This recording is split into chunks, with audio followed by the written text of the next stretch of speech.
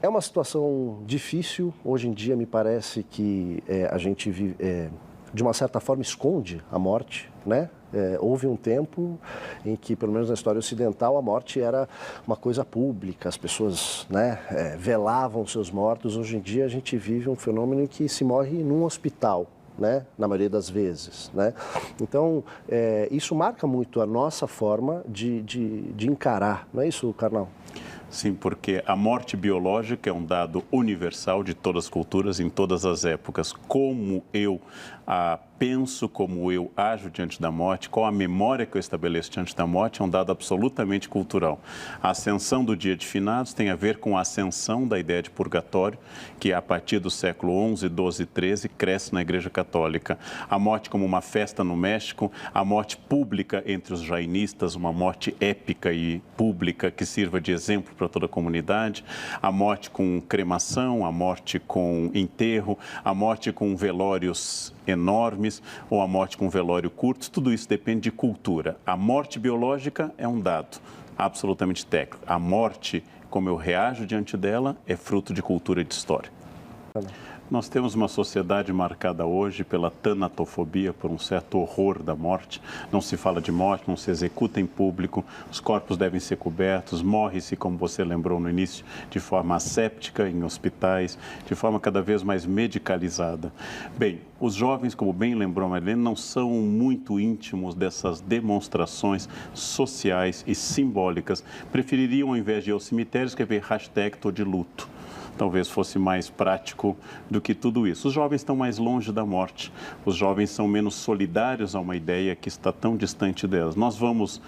Provavelmente temos raiva do que os jovens dizem, porque nós também não gostamos de velórios, nós também não gostamos de hospitais e não temos essa liberdade, como eu escrevi hoje no artigo, não temos essa liberdade de dizer: eu não quero estar num lugar onde só há tristeza. Mas nós fomos educados a uma ideia social de solidariedade. Na verdade, o tema da morte diz muito pouco respeito aos mortos, diz respeito sempre a quem fica, diz respeito à nossa dor, à ausência e a fila andando que nos lembra a nossa própria finitude, que é sempre uma coisa difícil. Como diz Woody Allen, não tenho nada contra a morte, só não gostaria de estar presente. Então essa é a ideia. Pois é, porque afinal de contas a gente está falando da única certeza que a gente tem a respeito da vida, que um dia ela vai acabar, né? Talvez seja mais fácil lidar com ela nas redes sociais, né? Como é mais fácil lidar com outras questões também, né? Até questão política e tal, engajamento daqui ou dali, né? Enfim, nas redes sociais não deixa de ter validade, mas é mais fácil viver, né? Sem dúvida. Tem uma pergunta aqui que está chegando dos nossos telespectadores.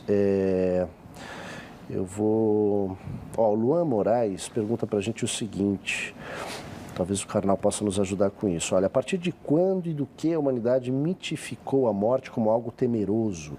Existe alguma ligação entre a cultura de domínio pelo medo?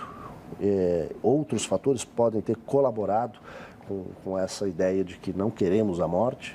É difícil dizer, porque como nós temos enterros rituais pré-históricos, com amuletos, flores e outros elementos, nós não sabemos, a gente corre risco do que a gente chama na área de humanas de fenomenologia, estabelecer uma continuidade que talvez não exista, mas certamente em parte para que os mortos descansem, em parte para que se afastem do nosso mundo, ou que não nos causem mal. Nós cercamos os cemitérios com elementos religiosos, túmulos, como lembro que Thomas, com grades de ferro, que são elementos de isolar magneticamente os mortos. Há uma crença judaica de não vir direto do enterro para casa, para que o anjo da morte não nos acompanhe. Nós temos respeito e medo dos mortos. Haja vista que os mortos são para serem lembrados no dia de finados e os mortos também são para assustar todos os filmes de terror.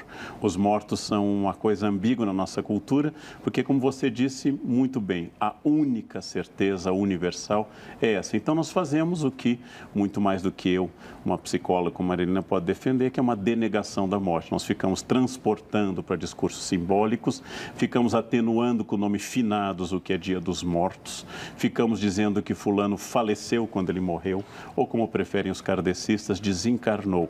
São várias maneiras de eu dizer que eu estou afastando. Óbito, né? Veio a óbito, técnica, né? veio a óbito. Em breve gerúndio, né? Fulano está morrendo, em breve o gerúndio também. A morte nos assusta assusta quase todas as pessoas, né? E nós não falamos dela, porque o simples nome é uma espécie de Voldemort. O simples nome já atrai a ideia da morte. Seria bom pensarmos em buscar uma forma de viver para sempre, para nunca sofrermos? O que você acha, Carnal? Eu acho a eternidade, os vampiros são sempre melancólicos, não é? Porque viver muito é demais. Você tem uma velha lenda mitológica de uma pitonisa, uma sacerdotisa de Apolo, que pediu a vida eterna, mas esqueceu de pedir a juventude. A Sibila Cumana, como era chamada, começou a envelhecer. Depois colocaram-na numa gaiola e ela só dizia: quero morrer. Quero morrer. Eu acho que a finitude da vida é uma das grandes chaves da beleza da vida. Por isso que flor natural é melhor do que flor artificial, porque a flor natural vai passar em poucos dias. A artificial fica naquele brilho plástico por muito tempo. Quer dizer, uma estátua é pior do que um ser humano. É sermos feitos de matéria finita, estarmos imbuídos na finitude, que dá à vida grande parte do seu prazer. Agora, é a nossa contradição. Todas as religiões nos garantem que vai ser muito melhor depois. E todas as religiões têm ritos que falam da dor e da tristeza e de tudo isso. Se nós fôssemos de fato religiosos, comemoraríamos a morte de uma pessoa no sentido de festa.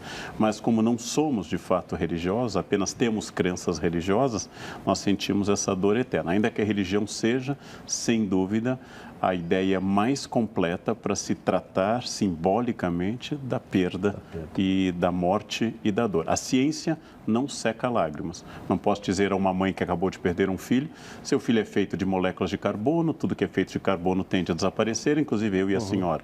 Eu devo dizer: ele está no céu, está nos olhando, não sofre mais e vamos nos reunir a ele. Isso consola, né? A ciência não consola ninguém. A ciência criou Prozac, mas não criou uma simbologia para eu poder enfrentar a dor.